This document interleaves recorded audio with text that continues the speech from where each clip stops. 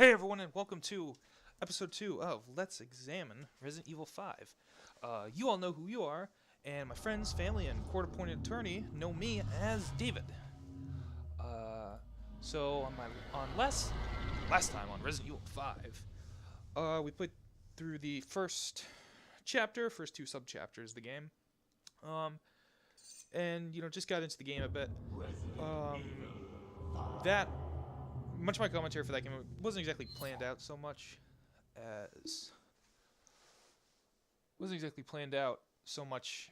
as I just had some talking points for what I wanted to talk about. I didn't know why I have to go through this whole setup again. I thought I already did that. But this time, I'm into the game a bit. I've gotten past the first section of the game, which I'm very familiar with, having played it through, quite a few times, with friends on co-op. I think I got some of the more basic things out of the way. So from this point on, it's gonna be much more, I don't exactly know off the cuff, but sort of reactions to what's going on with the game. So let's begin. So in this game, right now I'm sort of in this loading bay that we ended off last time. Chris and Sheva, had just fought in the giant Ouroboros. I call it Mahiri monster. There's one of those BSA emblems that I talked about at the very end of the last video. I'm gonna get this one just because it's in plain sight, and I hate it for being in plain sight. That stupid emblem. I've actually. Quick note, actually, I don't think I talked about this last game. I've played through the game multiple times on the Xbox 360. I've got it beaten in 4.5 hours. Unlocked unlimited ammo for multiple weapons. Beat on hard mode or veteran mode. I think maybe it was a professional. I forget what was the hardest. I forget if veteran or professional was the hardest. Beat it on the hardest mode in that. This time I'm playing on my PC because I got this game for really cheap through Steam for like $5 on the winter sale. So I'm also fresh install, so I don't have any of my unlocked weapons. What was the thing? Yeah, so last time, Chris and Sheva just been Ouroboros Mahiri. I think that's what it's called. The giant sort of worm tentacle monster. And sort of delved a little bit deeper into the wormhole, rabbit hole. So now we have to track down Irving and see what he's up to. Okay, and we start from the shipping depot. Right away, we see these trip lines. These come out a couple times throughout the game. Again, I feel like this is one of the sort of mechanics that the developers forgot about for a large section of the game, because they do come back to get the bear, towards the end. But yeah, you can use those, if they're enemies, you can blow them up to sort of kill the enemies. But for that one, that's just sort of introduces the concept. So now we're running around here. Let's see what's going on. Okay, yeah, get that guy with the crossbow. Screw him for having a long-range weapon, right? Who does he think he has? Having range with his weapons? Chevy, you're in my way. Yeah, that is one of the most. That's just an example. This game was sort of one of the features touted about it was its AI by Capcom, the developers, when it first came out. I think it actually, for the time, even though people complain about it, I think it had pretty good partner AI. But now, this came out in 2009. I'm doing this in early 2015, so 5.5 years later. Nearly 6 years later, actually, because this game came out in March, I think. Some of the AI stuff hasn't aged not that well. Graphically, though, I think this game still looks. I can't believe we didn't talk about this last time. Graphically, actually, I think this game, even though it's 6 years old, which sort of in tech, speak is ancient, I think this game still looks. It's no, Dragon Age Inquisition, Alien Isolation, Far Cry 4, which I think were the 3 best-looking games of last year. 3 games I love, actually. Alien Isolation is. Perfect if you're an Alien fan. Very difficult game, but awesome. But yeah, I think this game, still looks, halfway decent. I could believe. Actually, I don't know. I could almost believe that this game, just based on graphics alone, was a much more recent, PS4, Xbox 360 launch title. Okay, this is one of the parts of the game that I actually feel bad about. Because I have a dog, and I love dogs. Now that game is making me kill dogs. Damn you, Capcom. Again, the dogs are sort of one of the classic enemies from Resident Evil. They're in the very first game. I think in this game, because they've been affected by the parasite, they are called the Adjule. Adjula. Again, I could be wrong about that. I know that there's an enemy in this game called that, but I'm not I'm not. I'm 95% sure that's what dogs are called, but I could be mistaken.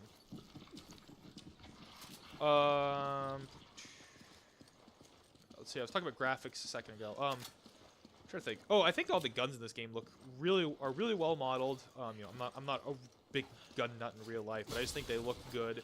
They look realistic, and they're all sort of easily identifiable from a distance. You can. I don't think in this video I'm going to see any different pistols, but I think you can sort of tell some of the pistols apart. I think the M92F. That's actually sort of, what is it? In real life, it's like the Beretta 90. Beretta 92 in real life, which I think is sort of one of those. Most of these, if you're a fan of the Die Hard movies, that's a John McClane's gun in that game. I think that's sort of one of the, modern iconic, gun designs. I think it's just easily identifiable as that. The shotgun, that's what is it called? In game, it's called the Ithaca shotgun. I've definitely seen that in quite a few movies. Oh, I forgot to mention this because I was busy talking, like an idiot. Earlier in the video, towards the very beginning, I picked up a new machine gun, which is called the MP5 in the game. Again, that's sort of one of like the classic, or modern classic, machine guns you see in games. Again, John McClane used it in Die Hard. I think that's different than the first machine gun I gave her. I think that's definitely the gun you want to give Sheva throughout the majority of the game. There's a huge. You can get a huge clip, and it's got, because she tends to shoot, the AI tends to shoot for body shots, and it's got good penetrating power. Okay, so that, there was a big fat guy that I just took care of. You're a big guy, you don't have to call him fat. I don't want to be body shaming. I'm being serious about that. I don't actually want to do that. I wasn't just being facetious. I'm sorry if it came across that way. But yeah, that big guy, it's called the Big Man Magini.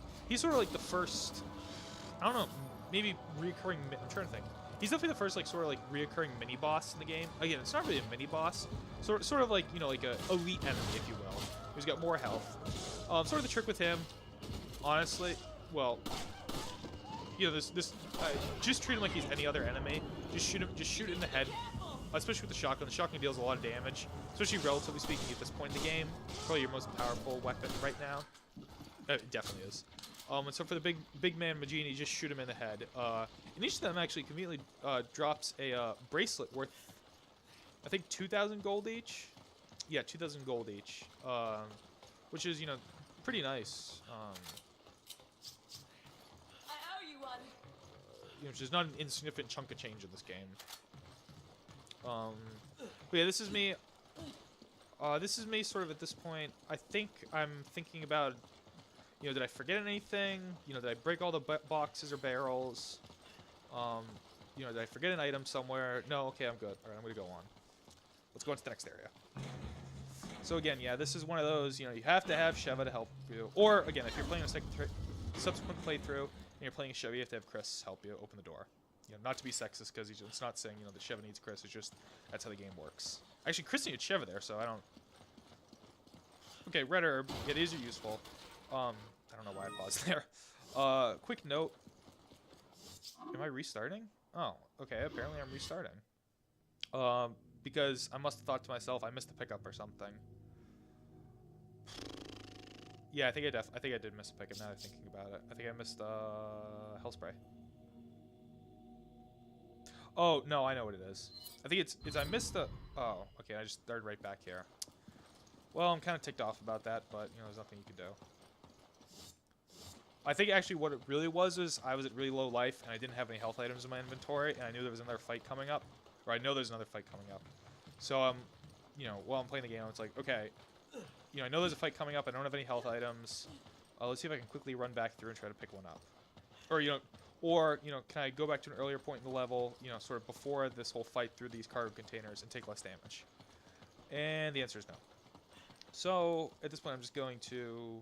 I think I'm going to stand here. I think I stand here for a second, sort of contemplating this in my head. It's like, okay, what do I want to do? Do I want to quit out of the game?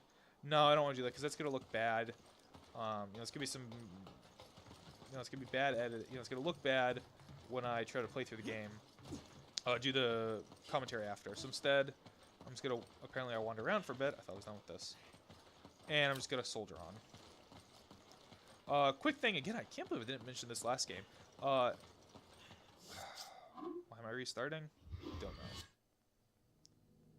if you're following along at home, you know, when you go into the inventory in game, press the Y button, at least on 360 default setting. You'll sort of bring up that sort of radial menu. If you're if you press, you know, in the 4 sort of up, down, left, right, sort of cardinal ways, on the controller, if you press them the D-pad, you'll automatically switch to that weapon, which is a nice little time saving. Okay, Chuck. Again, this is, you know, it's not a full rip-off, but there were quite a few points in Resident Evil 4 where you did a very similar thing, and I feel like it's kind of derivative game design. You know, it's like, okay, we had this in the last game. Let's do it here. Although this is much earlier. You know, whereas that happened. You know, the first time I think that happened like 3 hours into the game, 3 or 4 hours into the game. You know, this is, you know, what, an hour and 15 into the game or something. You know, just over. You know, just around.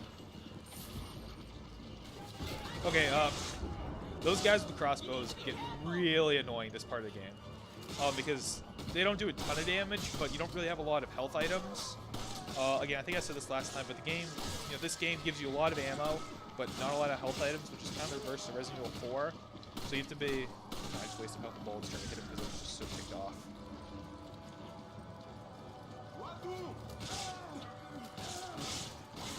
Stompy, stompy. Ooh, curb stomping just made his head.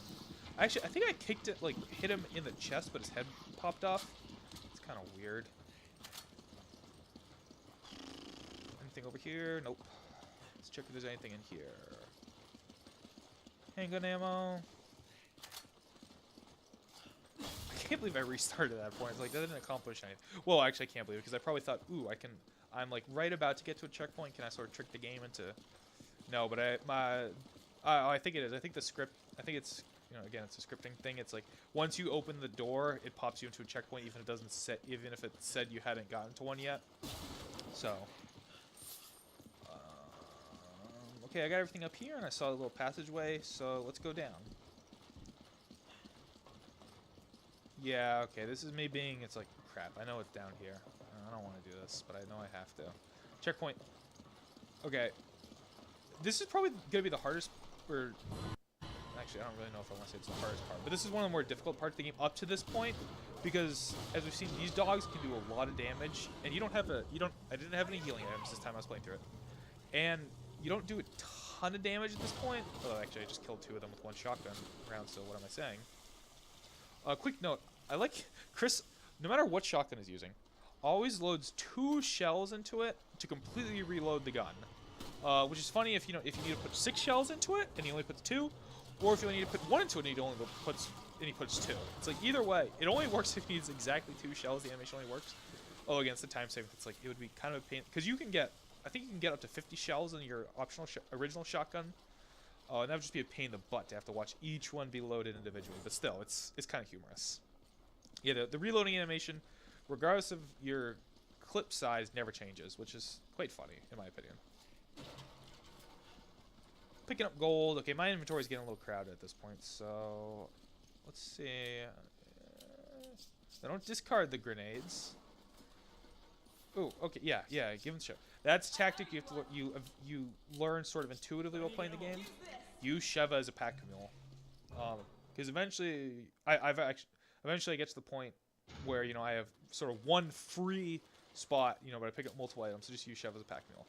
Okay, this is the that makes me, is it the first? I think it's the first hidden, you know, quote unquote hidden treasure in the game. Oh my God. Yeah, this, again, even though I said the game wasn't really scary anymore at the end of the last video, that did freak me out. You know, that does still freak me out.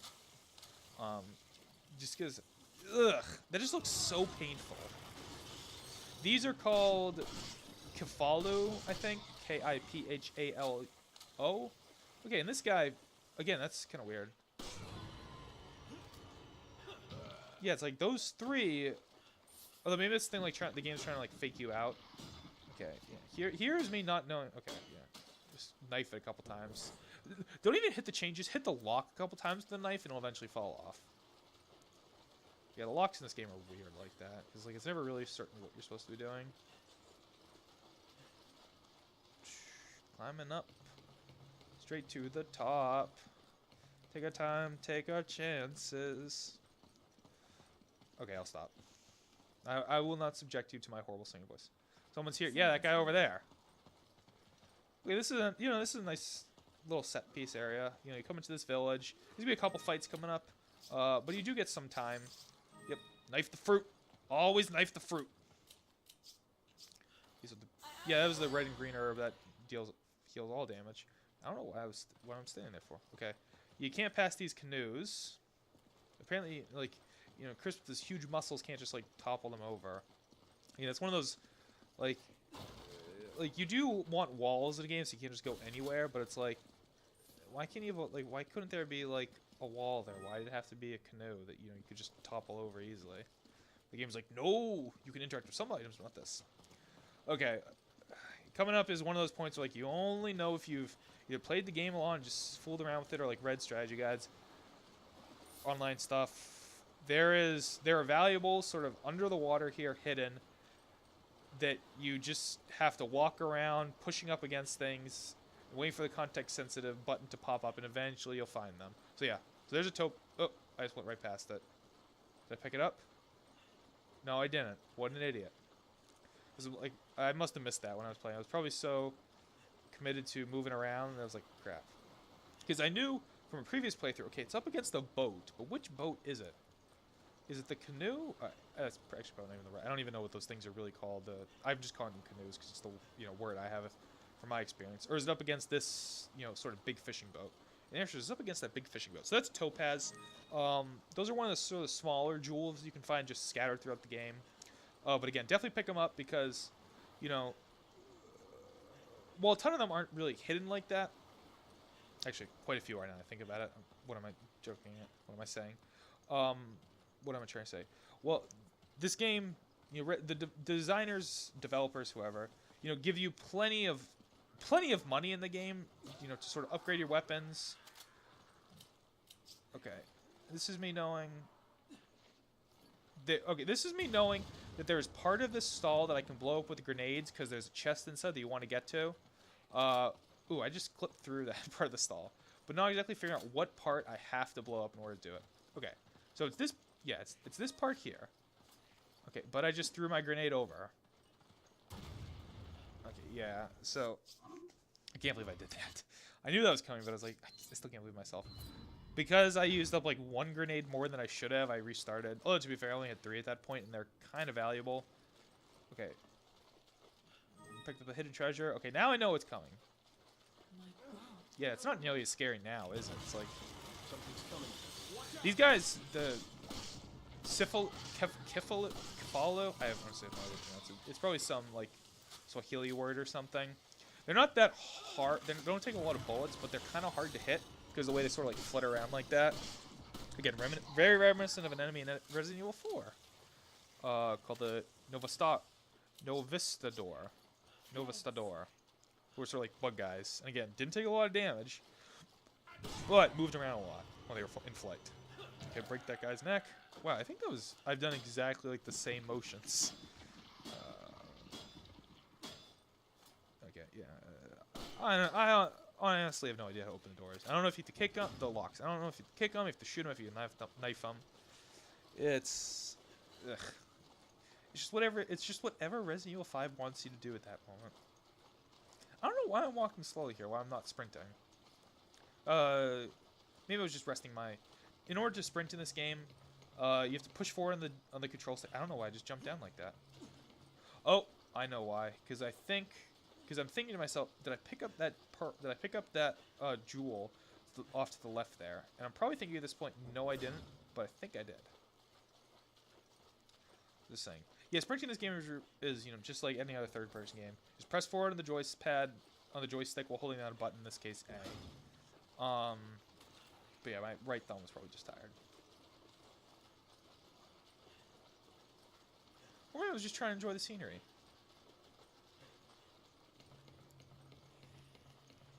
You never really realize how slow your characters move normally until you stop sprinting.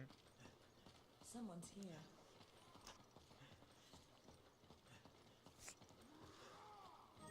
Combine.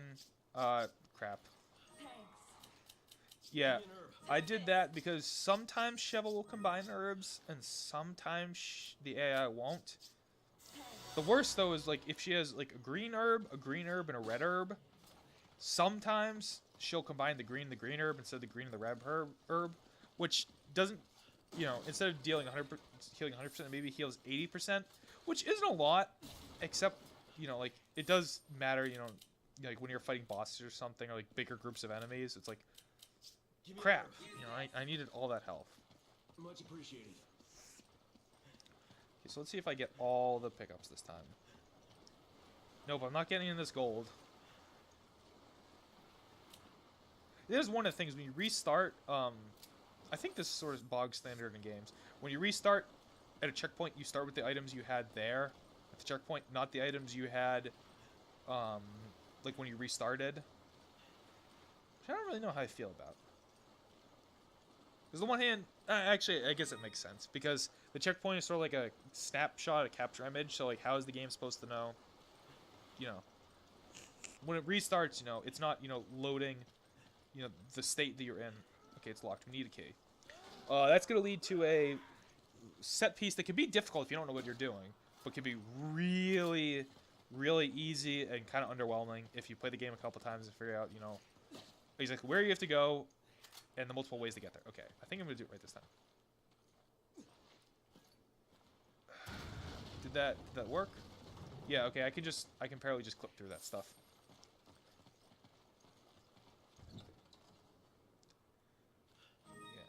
Oh, and it disappeared. Because that's how it works in real life. You blow things up, and a couple seconds later, they disappear. Okay, so you see, I can sort of go in. I have to get into that building. And I can go that way through the door. You know, I can break off the lock. But, you know, no surprise, surprise. Once I pick up the key, enemies are going to, you know, fly in. So if I open up the door there, it's going to give them, you know, another point of ingress. Ingress? Yeah, ingress. And I don't want that, you know, because it's sort of a trick to these types of games is, you know, create bottlenecks. Create bottlenecks that you have to force enemies through. So instead, you can go through that window and sort of make that the only entry point. Before I do that, I'm going to go up on the roof and pick up some treasure that I know is up there. Again, how are you supposed to know this the first time you're playing the game? You're not. Like, I don't know. But, you know, like, these are definitely, like, I kind of wish those were more like, instead of like treasures to like help you upgrade your items, they're more like traditional Easter eggs, where it's like you pick up, you know, like unlockables or something, or, you know, like basically things that's like not exactly required to play, but like very necessary if like you want to do well, especially first playthrough. Okay, so this corpse has the keys on a stick impaled into it. I don't really want to know how they got up. Like, how'd they get up there? Who put them there? And it doesn't make, like, why wouldn't someone just, like, have them with them? But, yeah.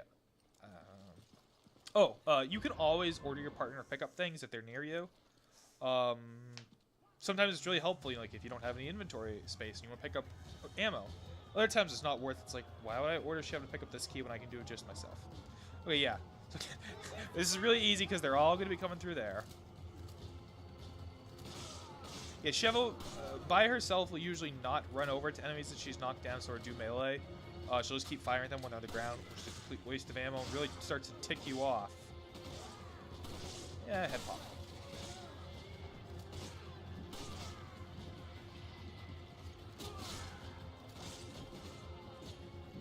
Oh, there's a big man.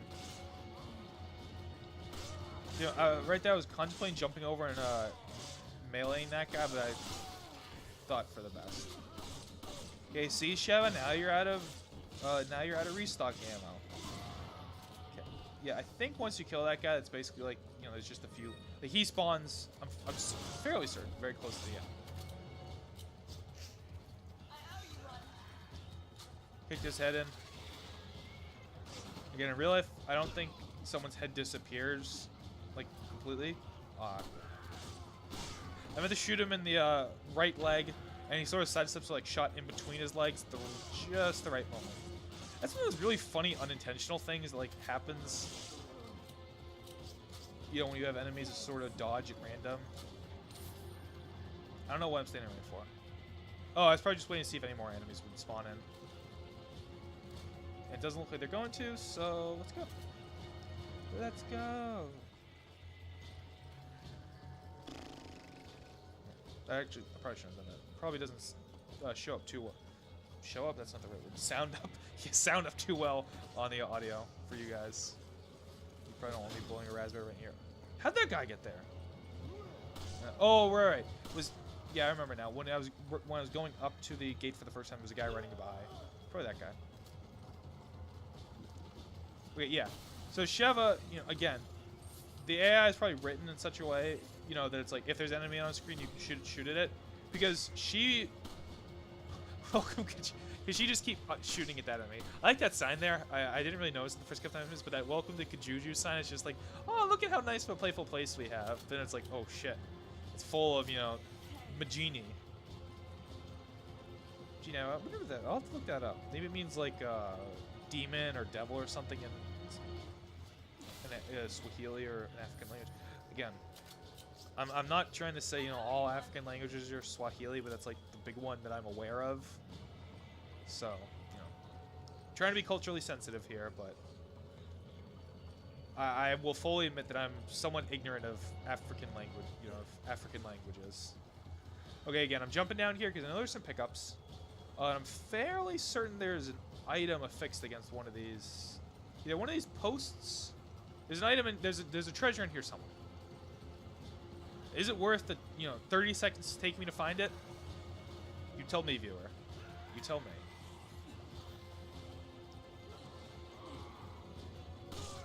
Again, you know, there's this funny little disconnect in my head because I'm trying to find all the treasures, but I'm not trying to pick up all the BSAA emblems, which are both collectibles that are sort of required for like 100% completion. I think my logic, you know, why I did one and not the other, is that the emblems are only really useful in post-game content, you know, after your first playthrough. But oh yeah, I'm knifing the guy while he is down in the water. There's a little sound. The way you can tell if you're actually hitting an enemy, like, because sometimes you can't tell, is that there's like a little sound, sort of like a. Think of like a.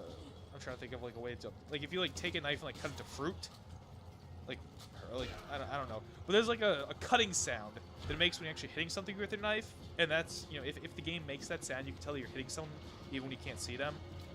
What was I saying? Oh yeah, treasures versus the BSA emblems. I think I'm going for all the treasures because you can sell for money, and which you can use to upgrade your weapons. Now Kirk comes out of nowhere. I don't even know if we were in contact with him. Whereas the emblems are only useful, you know, if you want to like get infinite ammo on certain weapons, which for the purposes of this playthrough, I'm not using. I could, because I have a lot of them unlocked on my Xbox, but I'm not gonna do that because I don't, you know. That's not the real. I'm trying to document, you know, like, real game experience here, and, you know, like, my reactions to playing it. And, you know, if I had infinite Magnum ammo and an infinite rocket launcher, it's like there's just no point in playing the game. To, you know, except for, you know, if you want speedrun, which is fun. And it's, you know, I think I said this last week. I think I've beaten this game like 4.5 hours. This is, I think this playthrough is gonna be around 9 or 10.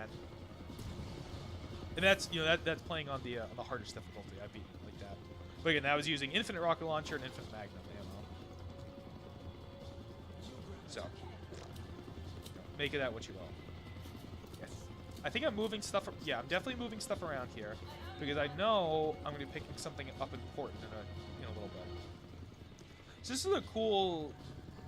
There's a scene very similar to this in Resident Evil 4, where sort of you're in like a compound setting fighting enemies, and you got like a helicopter pilot guy, sort of like killing guys off and being like your eyes and ears. And this is a cool scene. That was awesome scene in Resident Evil 5.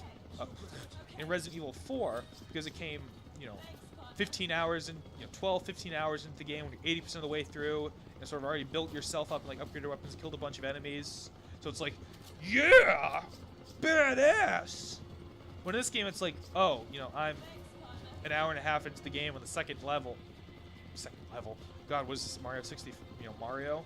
You know, I'm second chapter, and it's like I already got, you know, this guy covering me, and it's like, well, the tension's just, you know, if you think of tension as air in a balloon, you know, to sort of make a classic Star Trek, you know, simile, it's like Star Trek style simile. It's like all the tension's just been let out of the air, out of the balloon.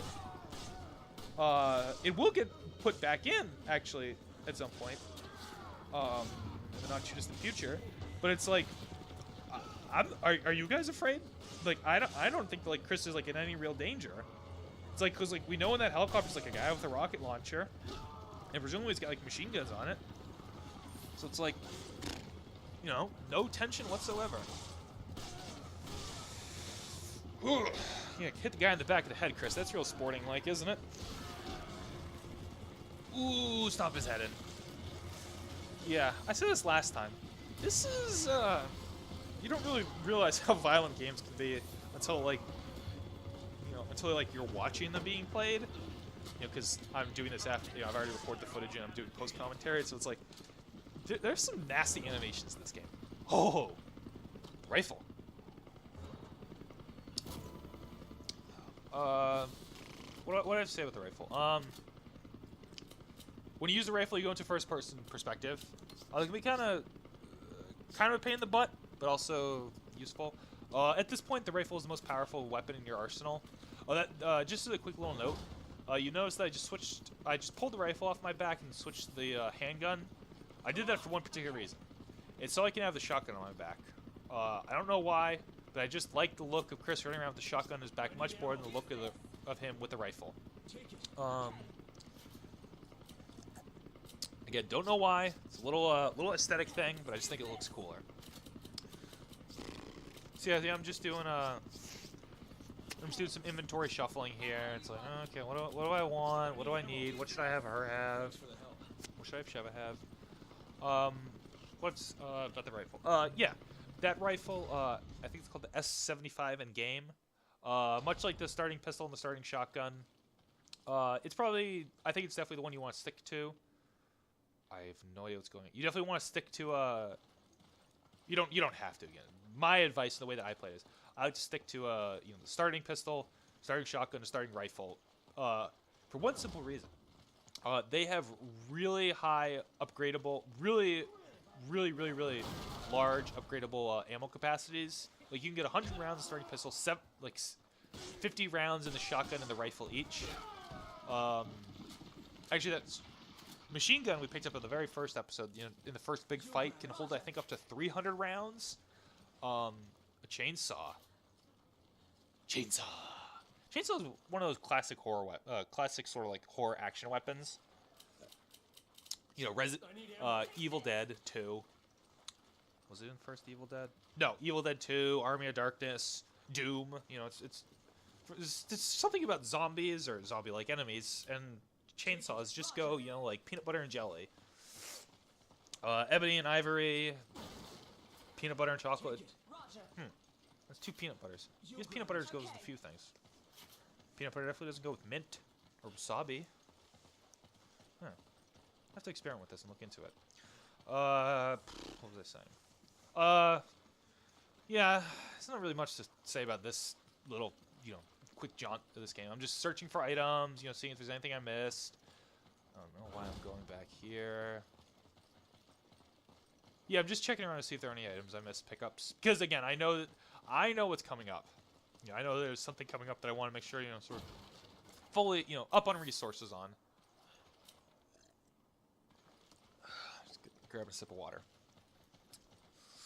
I'm actually recording this back-to-back with the first video, and my throat's a little dry at this point, so if you noticed.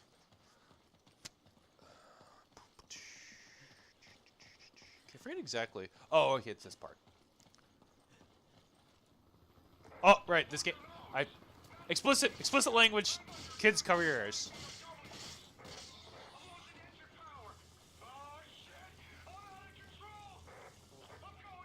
And so ends the saga of Kirk, the helicopter NPC, who didn't have a lot of defining characteristics. That being said, I think that Kirk has the most sort of in-game time of any helicopter pilot in the series. It's kind of a recurring thing in the Resident Evil games. Ooh, that was a funny little animation Sheva just did. If you want to go back a few seconds, you see that she sort of did like a jig almost.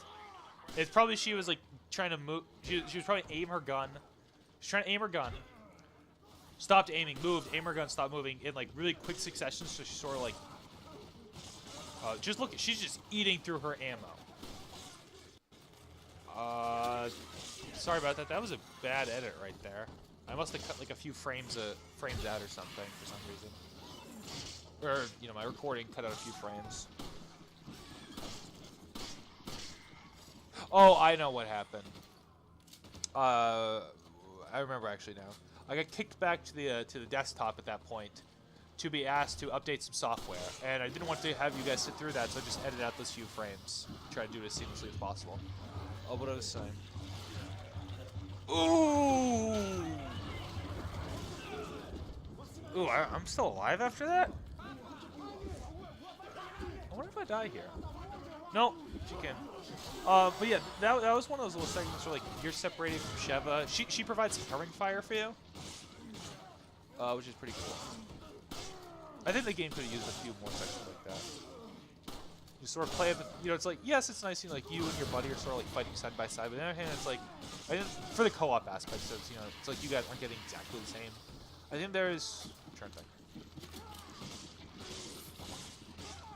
There's, in this level, I think there's another segment like that. And I'm thinking of one more much later in the game, but besides that, oh, actually there's two more much later in the game that I can think of. Well, there's one about halfway through and one towards, you know, the very tail, you know, 80% late. Oh, right, I was saying something about Kirk. Yeah, just a reoccurring sort of thing throughout the Resident Evil games. I don't know if it's a trope. They're helicopter pilots, but they always either get, like, their helicopter either gets, you know, crashes, they get killed by BOWs. Either way, they don't spend a lot of time in the game. And I think that Kirk is the one who is, you know, sort of presence in the game the longest. Which is just funny, because it's like he's only in there for like an hour and a half. You grab it. Okay. You grab it. Roger.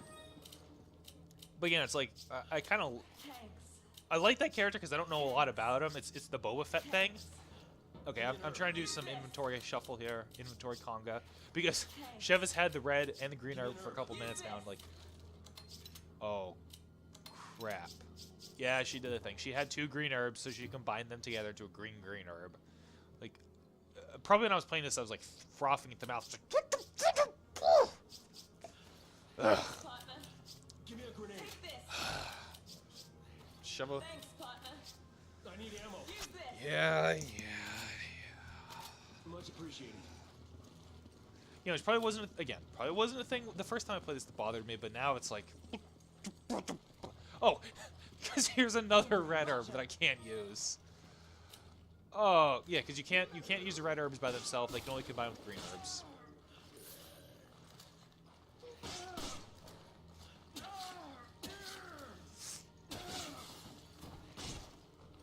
Again, why did the head, like, that is really gnarly that, like, the heads pop like that. Oh, she has two machine guns. I just realized that. I didn't take the other one from her. Why didn't I do that? That's weird. Oh, a Steam friend popped up. Oh crap! I think I think that happens quite a few times. It's locked in their side. Okay. Again, this isn't even, like, is that a puzzle? I don't really know what to call this. It's like there's an obstacle to overcome. That's what it is. The puzzle sort of implies there's like some like brain thinking. You know, which is the best kind of thinking, right? Straight. Stomp. That's the best, you know, you can one bullet to kill a guy. I would have loved that in the first Resident Evil game where the zombies take, you know, like 8 bullets to kill. And that game, oh my, the early games, when these games were like actually quote unquote survival horror, like you to like count your bullets. That's how, like, you know, it's like running away from enemies was a very legitimate option. Okay, so some red barrels down there, which should tell me that there's gonna be a firefight down there. Yeah, again, you know, yeah, you know, play games enough, you sort of start to pick up on these little visual gameplay cues. It's like, okay, what's gonna go on there? Come on. Handgun ammo. Okay. Okay, I think I pressed start there because I'm still sort of in the mindset where it's like, okay, start. Oh, why did I just do that? I didn't mean to do that. Oh, it's probably I was trying to free up some inventory space. Okay, thanks. Give me an herb. Okay, so Thanks. see, there's a little. Okay, so what's gonna happen here is I'm gonna throw Sheva across, and then immediately I'm gonna run down to that hole over there. Like as soon as I get control back to myself, Or apparently I'm not. But what you should do is, if you're playing this by yourself, immediately run down to that hole over there. Because Sheva's going to get ambushed. You're going to want to pull out your rifle. Sort of provide some covering fire. I don't know what I was why I was turning with the shot. Okay, yeah, definitely hit that, because that'll take out a couple of those guys. Just got an achievement, actually, I think, for doing that. Yes, this is, you know, this is, I like this section, especially in co-op. This is fun. This is a very fun section to play when you're playing with someone else. Because each of you gets a very different experience here. You know, Sheva, you know, she's sort of in a fight for her life. Okay, this is me thinking I can shoot through concrete, which I can't. I'm trying to blow up the barrel. Which actually, in retrospect, is a good thing I didn't, because it's going to come in handy later, that barrel. Oh, crap. Yeah, so I'm going to try to run down as fast as I can and try to kill those guys. But I think she gets killed here, and I'm going to have to do this little section over.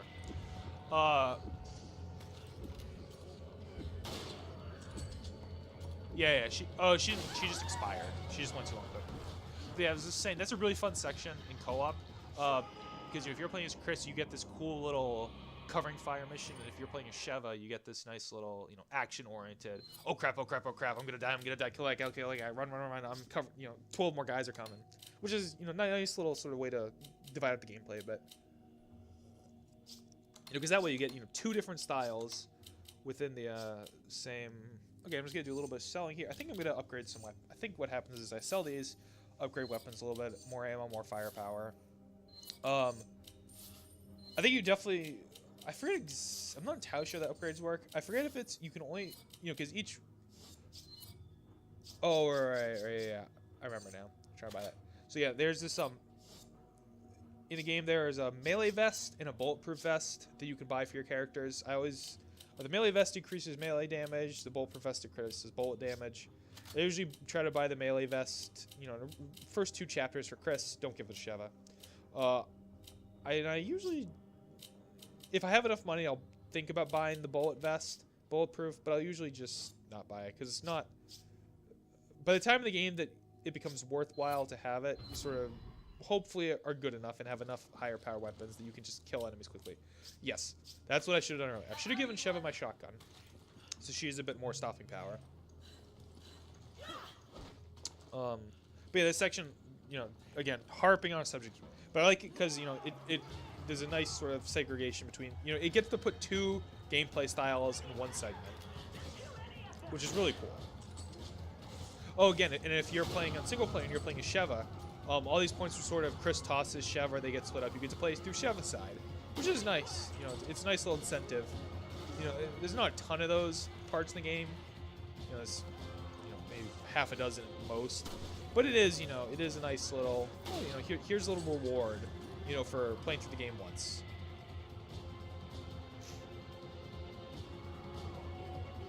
Because I think that, especially in games like this, they're supposed, at the very least, you're supposed to try to have the appearance of being a bit, you know, more about, you know, ammo management, careful use of resources. Infinite ammo is not necessarily the greatest reward. It is a reward, but it's not exactly the most, the one that sort of is most conducive to multiple playthroughs. Except, you know, the one playthrough that you do, you know, like sort of right after you beat the game, where you have, you know, really upgraded weapons, maybe with infinite ammo, where it's like, yeah, this part gave me a hard time, this part gave me difficulty last time. Let's see what happens when I use the Magnum on the boss. And you just sort of, you know, rush through, you know, just eliminate everyone. That is kind of empowering, which is a nice thing, you know, games can do, especially shooters. You know, make you feel a little weak and powerless at the beginning, but eventually, you know. So I don't know if there are any enemies left. But I'm going to, okay, there's a couple, at least the ones that Sheva was shooting at. But I'm going to take a minute here, to sort of run around this little enclosure and sort of pick up a couple items before I continue. Because, you know, I haven't used barrels yet, so that should tell you, the viewer, something. It's like, okay, what's he saving them for? And I'm, you know, I am saving them for stuff. Okay, Sheva's down to 14 machine gun rounds. Take it. Okay. Even though I said, I think last video and this video maybe, you know, that this game does give you a lot of ammo. In this, you know, these first sort of 2 chapters of the game, you do have to be a little careful with non-handgun ammo. You'll always have more than enough handgun ammo, but definitely machine gun ammo and rifle ammo. Rifle ammo is pretty scarce throughout the game, period. So is magnum ammo, but that's, you know, that's very powerful and not, you know, not as many situations require it. And machine gun ammo, just because of how fast you go through machine gun ammo, because of how fast those guns fire. You definitely be aware of it. Sort of your ammo resources.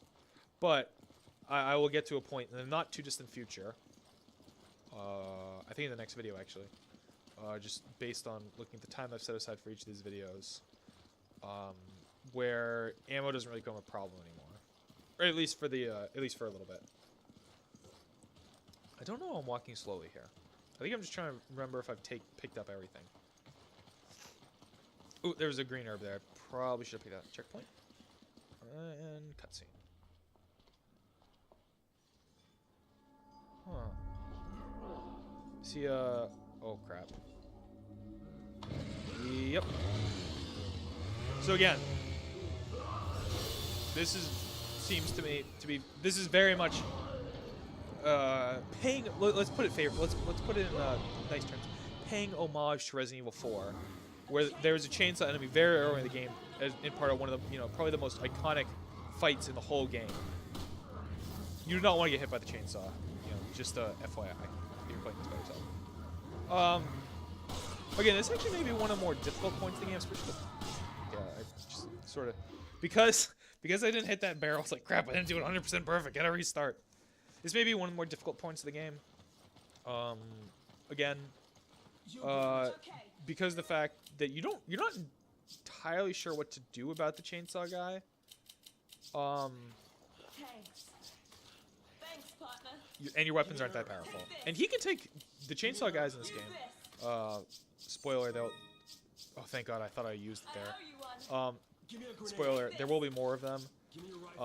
Yeah, I'm just doing a bit of ammo, you know, inventory shuffle, so I can have, you know, some grenades on hand to use against this guy.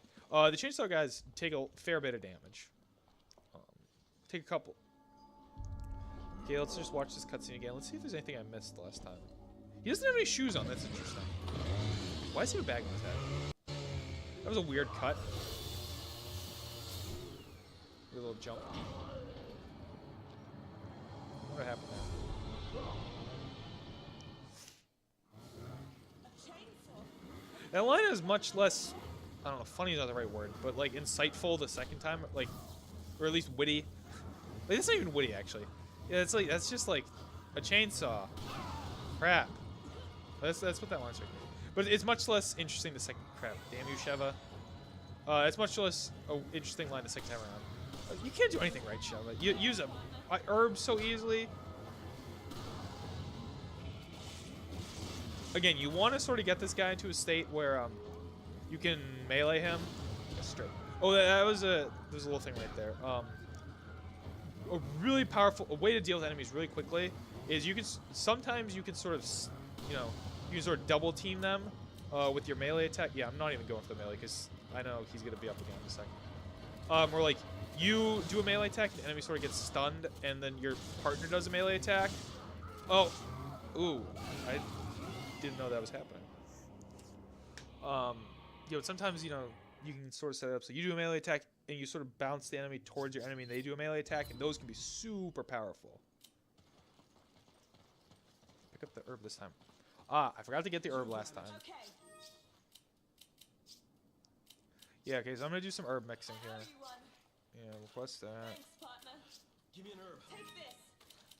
Give me an herb. Use this. Oh. I owe you. Restart.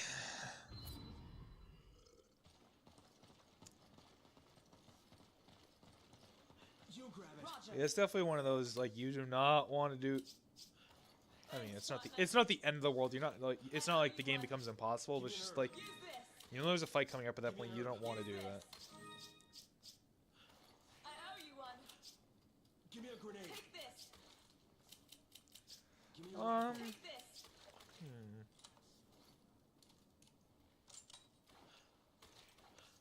Oh, there's a barrel over there I didn't notice before. What's in it? Shotgun ammo. Yeah.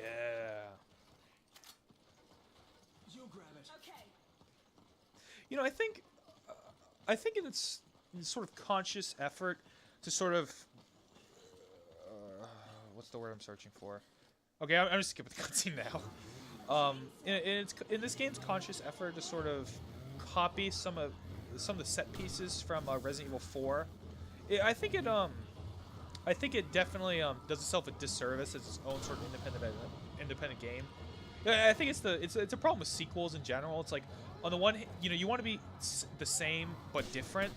You want to be similar enough to the previous thing, so it's like it's recognizable as as being from the same same series, same franchise. At the same time, you want sequels to have their own identity. I think it's very much the to make a movie reference. It's the Terminator 2 versus Terminator 3 thing. Whereas the first Terminator movie is very much like almost like a noir-ish film, N-O-I-R, noir. Sort of gritty, gritty, semi-realistic. Of course, it's gonna kill a robot from the future. But in trying to sort of like realistically like depict things, and the second Terminator, is like has a lot of similar trappings. It has similar, same characters, similar themes. Oh, right. This is me remembering what I can just run back to the beginning of the level, and just sort of get the guy to follow me. Yeah, you can just run back to the beginning of this little area, and just get the chainsaw guy to follow you. And then sort of like take advantage of the fact that you run faster than him, and sort of set it up so that like switch to more powerful weapons. And just sort of taking advantage of the the AI of the game.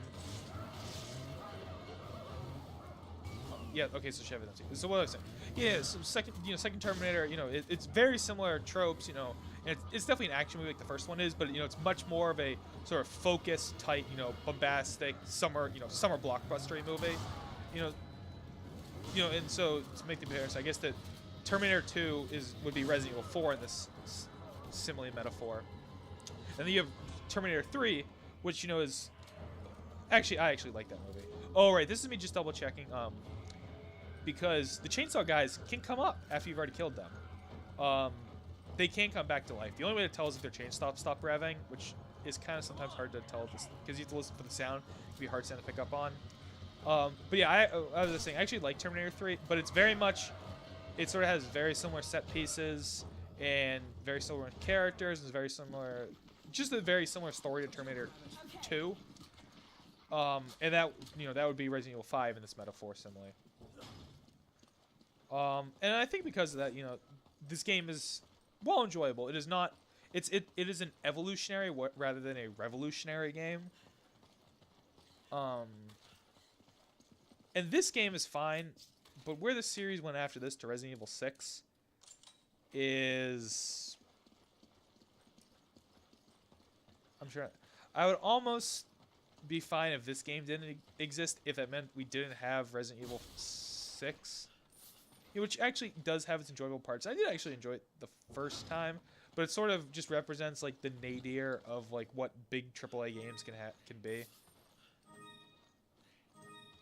and kind of put although there's new Resident Evil game, Resident Evil Revelations 2, coming out, which actually is supposed to be episodic, which actually looks pretty good.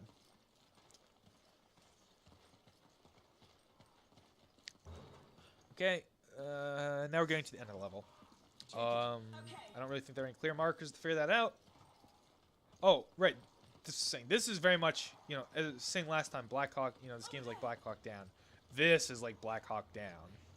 The crash, I think the crashed helicopter is the most obvious one, but just sort of the setting and the drapings. Yeah, look, this cutscene looks actually really good by today's standards, I think. Actually, now I look at Sheva's faces. Yeah, they're low polygon, but I think they look, perfect. This is perfectly acceptable in my opinion. Especially if you look at like Far Cry 4. Far Cry 4 is not that more advanced in terms of character models, I think, than this game. So someone with more technical knowledge than me, can probably easily refute that statement. You explain things. Okay. Outlaw biker gang. Oh, right. That's the thing that Resident Evil 4 sort of introduced. quick time events in the middle of cutscenes. That was like a really big, not a thing that like sort of was in every single one, but that was like like a really cool, innovative thing that game did, and this game has it. I think that game used it better, especially in the there's a whole boss fight, knife fight boss fight that happens within one cutscene that is awesome in that game. You know, if you've been listening to me, you're probably thinking at this point, why isn't he just doing a let's play, let's examine, whatever the hell he wants to call it, of Resident Evil 4? Well, it's because I got the idea for doing these videos 3/4 of the way through Resident Evil 4 while playing it, and I didn't want to just restart the game at that point and play over the points again. This was maybe 12 hours into the game. At some point I'll probably go back and do this. But I think, I perfectly enjoy this game, for what it is. Ooh! That was nasty. Yeah, this is beta team, I think. I think that's who these guys are.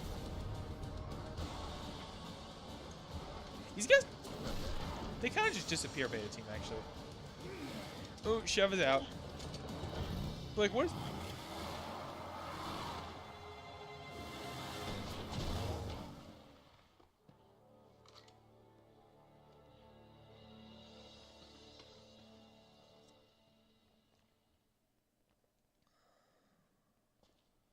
So am I. Glad to see you guys. Oh yeah, that's Josh. Chris Redfield. Josh Stone. Yeah, Josh. Thanks, Josh. I owe you one. You guys know each other. I trained under Josh. He taught me everything. Trained under. Just gonna leave that out there. Josh is actually, he's one of my favorite characters in this whole game. Just because you don't like, you only meet him when he's like super competent and badass, like that scene. I'm trying to think. I think he only appears in like 3 or 4 cuts. Only like 3 or 4 parts of the game. I honestly wish he was in more. Like, I think it would be cool if he was like the main character. It's because Resident Evil 4. Jill, my love. Oh, here's a flashback that we'll get more of later. Figure out. Oh, that guy in the trench coat. He's Wesker. He's from the other Resident Evil games. Chris, are you alright? It's a Jill. The relationship between Chris and Jill is like, I don't really know what's going on. Like, you almost get the impression that like there's romantic undertones between the two, without like, wow, that took me a long time to clear that mission. You get the impression there's like romantic undertones there, without like it ever being explicit. And I actually think that's like a really, like really well done. For how much I've sort of criticized Chris as a character, in the past game, just dumb jock guy. At this point, I do think his and Jill's relationship was kind of interesting, because like it's never explicit. Like, oh, Chris, I love you so much, and I do too, Jill. But it's like there's something there, and it's like, the fact that it's just like understated and never talked about is like, I think that's sort of it's again talking about aliens. It's if you've seen Aliens, it reminds me of the Ripley Hicks relationship. Just cultural shared touchstone, hopefully, between you and me. Listener. See, I'm just doing some updates to the weapons. I would definitely recommend sticking to if you're playing this game and are actually going to be listening to my advice, try to stick to firepower and capacity upgrades. Reload speed, I mean, is not a. If you have the money for, definitely maybe think about going for it, but don't worry about it. It's not a huge deal. And once you have the cash, definitely try to go for each weapon's special upgrade. For pistol, for the pistol and shotgun I have, it's critical chance of a headshot. For Sheva's MP5, it's penetrating power. Oh yeah, I was saying, yeah, I would have liked to see Josh as the main character of this game, because Resident Evil 4 was very, very much a break from the previous games, just in terms of story. Like in its opening cutscene, sort of like wrapped up. That was a really quick load. Okay, so now I'm going through some mines for some reason. Resident Evil 4 in its opening cutscene basically sort of like wrapped up all like loose plot threads from the earlier games, basically saying, the big bad guy in the earlier games was this Umbrella Corporation, this evil company. That's actually, and it was sort of unceremoniously dumped away in the beginning of Resident Evil 4. It's like, And the Umbrella Corporation's dead. So now there's this new story with Leon where he works for the president. He has to save the president's daughter. It's like clean slate. This game sort of tries to go back to the Umbrella well. Especially later in the game, as we will get to. Definitely not in this video. But at some point in the, hopefully not too distant future. I can't remember exactly when it comes back. And again, like, this game ends on such a final note on, like, the whole Resident Evil story. Like, the main conflict, like, you know, basically, like, the main conflict, the whole series is resolved at the end of this game. That I'm like, it's so much surprising, like, the series continued after this. And the way actually, like, the good games of the series continue have actually all been, not actually prequels, but, like, games that sort of, like, came, like, chronologically before this, like, sort of tell, like, different stories. Resident Evil 6 is a sequel to this and is kind of a bad game. Although enjoyably bad. Yeah, it's a little trick there. Oh, because I was talking, I didn't mention it. But a tip for the upgrading weapons. At the end of the level, if at the end of the level, do not reload a weapon that you were planning on upgrading the capacity of, because when you upgrade the capacity, it automatically gives you full ammunition in that weapon. So like that's a really nice way, especially again on early playthroughs, sort of net, you know, like a couple, like, you know, if you're like really diligent about it, you can probably net 200, maybe 250 like free shotgun shells, and rifle bullets, which, you know, is sort of gratis. I think it's gratis, free, or quote unquote free, because you do have to pay for the upgrade, but you know it's like, yeah. So yeah, so I'm nearing the end of the video here. I'm actually going to be ending sort of midway through a chapter, which I didn't intentionally do, but the timing sort of worked out that way, and the fact that the next section is kind of a pain in the butt to play through, so I felt like I'd sort of split this up.